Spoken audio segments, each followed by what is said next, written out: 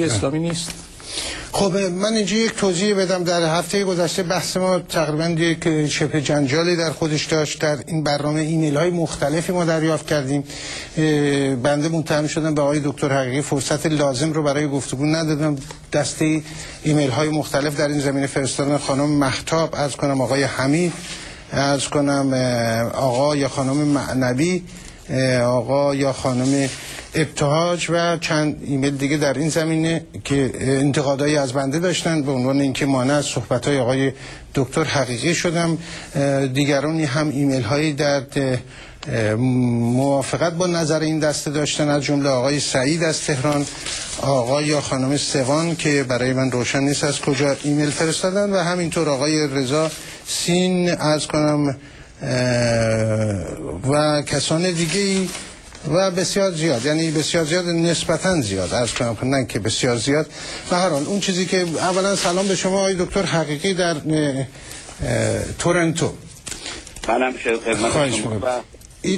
منم خدمت شما و بینندگان عزیزتون سلام عرض می‌کنم. اون چیزی که من فقط این توضیح رو بدم، اون چیزی که من نه تنها از آقای دکتر حقیقی بلکه از تمام مهمانان عزیزمون من خواهش کردم، وقت محدود ما هست و رعایت این و موضوع صحبت.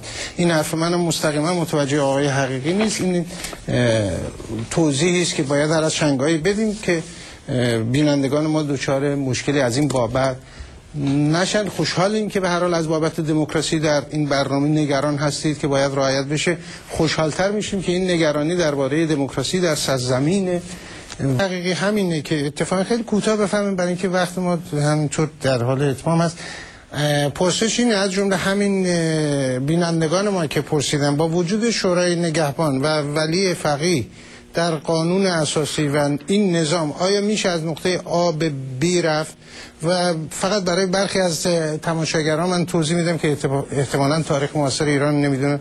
در دوره‌ای هم شما قطعا میدونید، در دوره‌ای هم در تاریخ معاصر ایران انتخابات به همین شکل، اگر انتخابات دوره اول به اعتقاد شما بسیاری آزاد بوده، بعد از انقلاب بوده در ایران که مردم رفتن و رأی دادن بعد از دوره‌های زیادی از صدر مشروطه تا قبل از 22 بهمن 50. مورد بحث ما نیست تاریخ شکافی، ولی این پرسش اینه که آیا با وجود ولایت فقیه همینطور که بیننده های ما پرسیده و شورای نگهبان، آیا میشه از نقطه آ به بی رفت در مسیر دموکراسی؟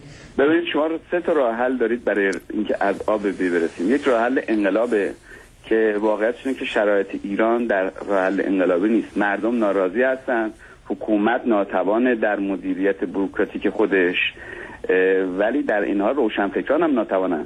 اینو نباید نادیده گرفت.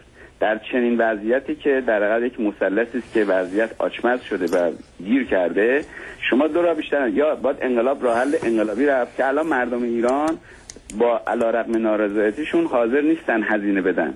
شما بنابراین چون وضعیت انقلابی نیست، مسئله انقلاب رو باید به نظر من گذاشت کنار. انقلاب تجربه تلخی است برای جامعه ایران به این مفهوم که تحولات انقلابی باعث میشه که تغییراتی صورت بده که بعداً جایگزین ناپذیر میشه یا خسارت‌هاش رو ممکنه نشه پر کرد. پس این یک راه حل انقلابه. دوم راه حل اینه که دخالت خارجیه که خارجی بیاد و مشکل سیستم رو حل کنه. اینم یه راه حله. خب موافق داره، مخالف داره. کسانی که معتقدن نمیخوان خودشون هزینه بدن، معتقدن بهتره که خارجی بیاد این کار انجام بده. یه راه حل اینه که شما تا توانایی‌های متعددی که جامعه داره در حوزه‌های مختلف ذره به ذره، قدم به قدم این تغییرات رو ایجاد کنه. انتخابات یکی از این وسایله. در حوزه‌های مختلف ما میتونیم تاثیر بذاریم و سیستم مجبور به تغییر کنه. شما نگاه کنید رفتاری که الان صورت میگیره نسبت به رفتار دهه 60 کاملا متفاوته. یعنی تغییر کرده. الان شما آقای قالیباف فرض کنید که فرمانده سپاه بوده، گفتاری که به کار میبره با گفتار 20 سال پیشش متفاوته. این به خاطر این هست که ما یک ذات سیاست از ذات ثابت از سیاست نداریم. هم سیاست در حال تغییره، هم بازیگران سیاسی. اگر به این نکته توجه نکنیم دوچار همون حالت فیکسی میشیم که وجود داره و این به نظر من این تحلیل ما رو به اینجا میرسونه که خیلی خوب، حالا همه اینا بدن، همه اینا جنایتکارن، همشون بده، خب راه حل چیه؟ و راه حلی نداریم. و مردم هم در این وضعیت حاضر نیستن با کارت ما بازی کنن. همونجور که 30 سال کسانی که اینجوری صحبت میکنن کردن، ولی مردم به ندای اینا پاسخ ندادن. خب آقای دکتر شجاعی، شما رو میشنویم، نظر آقای حقیقی رو تایید میکنید؟ آقای حقیقی معتقد هستن با وجود همین قانون اساسی و همین شکلی که هست، گزینش افراد، حذف از افراد، باید این نوعی حرکت به طرف الان هستیم.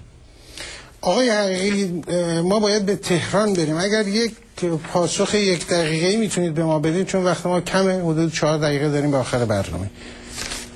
آقای حقیقی، من فکر کنم در وزارت بنده سوء تفاهم شده. من نگفتم این انتخابات دموکراتیکه و نگفتم که بریم درش شرکت کنیم. من اصلا همچین توصیه‌ای نکردم. من گفتم انتخابات از زاویه تحولات در ساختار سیاسی ایران مؤثر هست و نکته بعدی هم که ایشون مطرح کردن اینه که راه حلی بروز ندادن. ایشون میگن اگر نظارت استصوابی لغو بشه باید شرکت کرد. پس در چارچوب همین قانون اساسی میخوان در انتخابات شرکت کنن. ضمناً آقای شجاعی گفتن اگر روشن تحصیل کردگان مجیز این سیستم و نگن این سیستم تغییر میکنه. خب اگر به همین راحتی بود راحت‌تر از این حرفا بود. بعدم من مایلم ریفر کنم به صحبتی که خانم آلبرایت بعد از، اگر اجازه بفرمایید، چون ببینید آقای حقیقی من توضیح دادم خدمت شما خیلی کوتاه برای اینکه اگر شما راه حل مشخصی رو ندید، یعنی اینکه نگید ما چجوری میتونیم از نقطه A به نقطه B برسیم، ما همیشه با همین وضعیت خوبی. برای من نگفتم انتخابات تنها وسیله است. من گفتم تنش‌زدایی با آمریکا و اسرائیل، گسترش بخش خصوصی در حوزه اقتصاد، گسترش حوزه‌های فعالیت‌های جوانان و تشویق جوانان به اینکه مملکت رو مال خودشون بدونن، از روش‌هایی است که میتونه قدرت ایجاد کنه و قدرت رو فقط قدرت میتونه متوقف کنه، نه بحث و شعار. سپاسگزار هستیم آقای دکتر حقیقی.